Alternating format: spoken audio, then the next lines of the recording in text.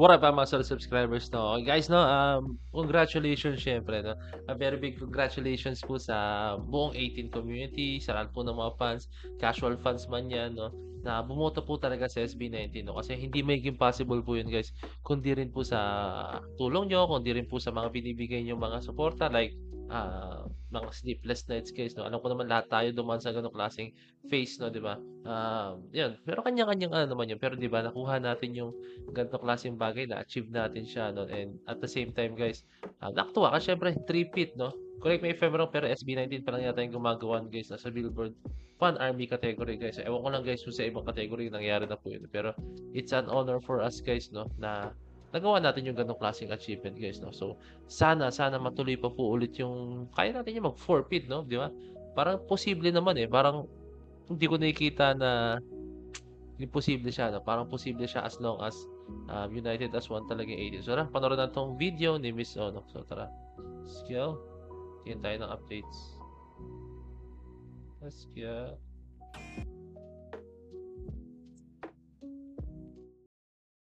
SB19 and 18 makes another historic moment, winner of Billboard Fan Army Face Off 2025.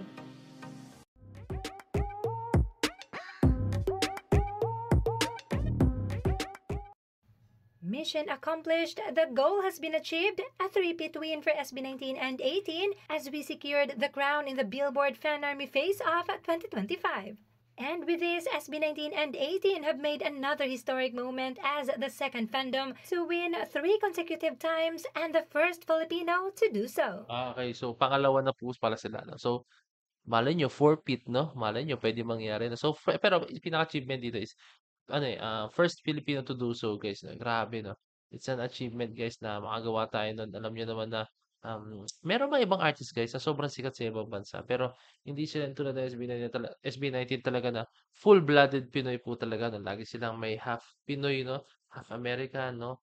Half German Shepherd.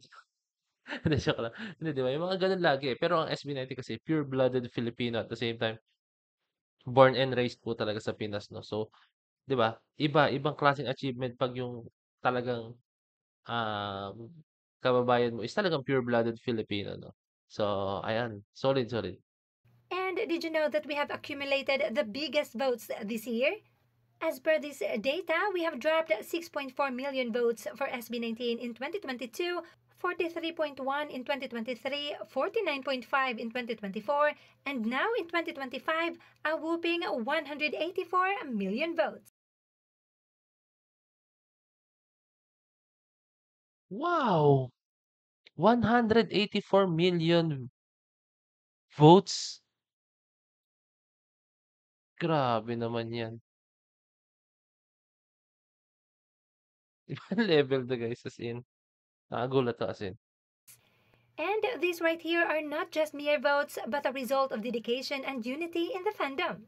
And honestly, this is something that all artists wish they have. So there you go, 18. You have proven once again that you are the monster voters. Now tap your shoulder and congratulate yourself. This is a big win for SB19 and 18. Eto, guys, may sasabihin lang ako sa inyo, no? Sa mga magsasabi diyan, guys, I'm pretty sure, guys, merong magsasabi, meron din mga nagsabi na ang SB19 is sumisikat lang naman dahil sa 18, guys. So, tandaan niyo, guys, no? Hindi naman sisikat ang SB19 kung hindi rin sila talaga gano'n kagaling, guys, no? And hindi sila susuportahan na mga fans, no? And then mga casual fans na sooner or later naging 18 po, guys. So, hindi sila suportahan yan, kundi po dahil sa talento binibigay ng SB19. At the same time, guys, no, yung kanilang character din po kasi, guys, napaka-solid po talaga, guys. And for me, no, napaka-unique, kakaiba sa isang artist or grupo na may ganyang klaseng attitude, no? Kasi usually, mga napanood natin, guys, I mean man natin din, no? Meron tayong mga napapanood dyan, guys, ng mga artist, ng mga performers na talagang pag alam mo yun, fan serving talaga sila, guys, no? Hindi sila ganun dedicated, no? SB19, alam niyo naman, di ba, nakita niyo sa mga interviews nila and sa documentaries nila, guys, na laging concern nila yung fans, guys, no? Meron pa nga dun, guys, sa pagtatag documentary, guys, no?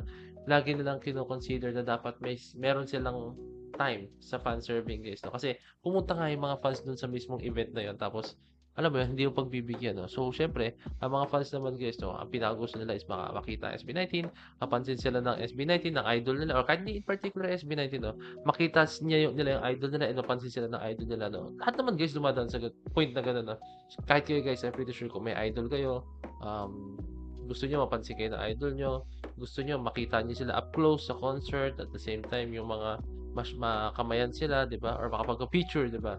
So, yun yung gusto nating mangyari, no? So, ang SB19, hindi nila hinahayaang hindi mangyari po yung ganong klaseng bagay na talagang binibigyan nila ng time, binibigyan nila ng um, pinagbubuhusan talaga nila ng oras po talaga yung mga ganong klaseng bagay, no? Although na, alam mo yan, dapat matik na yon sa isang artist, no? Pero sila, nag-extra effort na po talaga sila para makapag-reach out po sa mga fans. And ito yung resulta ngayon guys. Ito yung naging resulta, di ba?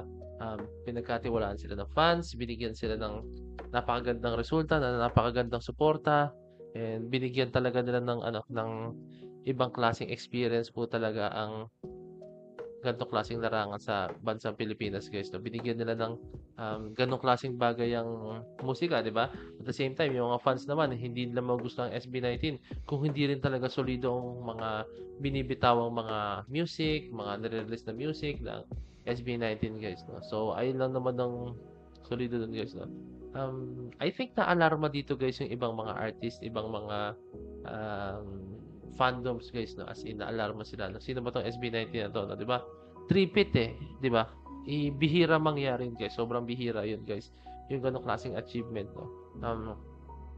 Ayun lang, nakakatuwa lang, di ba? Nakakatuwa yung mga ganong klaseng bagay, no? So, I think paghahandaan na tayo neto next year, maniwala kayo sa akin. Hindi po papayag yung mga kalaban na mangyari pa po yan, no? Lalo na kung meron tayong nakabangga dyan na mabigat-bigat po talaga, no? Di ba? Although na lahat naman ng nakalaban nila doon is mabigat, no? Pero I'm pretty sure guys, next year, ibang level po yan. No? Kaya maghanda na tayo sa part na yun, maghanda tayo sa point na yun guys. Kasi hindi siya basta-basta talaga. No? Kaya bumili na kayo ng bagong laptop. Hindi guys, tayo, basta tandaan nyo na ang sarap, sobrang rewarding yung mga ganyang klaseng bagay. Lalo na pag yung SB19 is nag-give back sila, no? Minsan, ang way nila na pag-give back, guys, is nagre-release sila ng solid na music video, quality, hindi nila pinapahiya yung 18, hindi nila pinapahiya yung fans, na kami yung binoto nyo, no? Hindi pwedeng mapahiya kayo sa mga gagawin namin, no? Syempre, ang mga tao, international fans, international artists, mga viewers, no?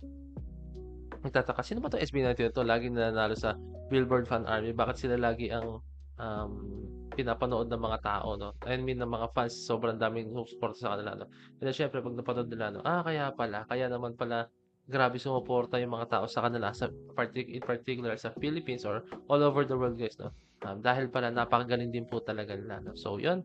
Let's claim it, guys. Parang hindi na malabo, guys, na 2 to 3 years from now, baka next year, guys, baka ma-achieve na natin or maabot natin yung mga level po ng tinatahak na BTS, Blackpink, or any pop group or any artist guys, no? Hindi imposible yan guys, no? So yun lang guys, I hope na enjoy nyo itong video na to as much as I did guys. So wala sa lahat, so this is Peace. Let's chill.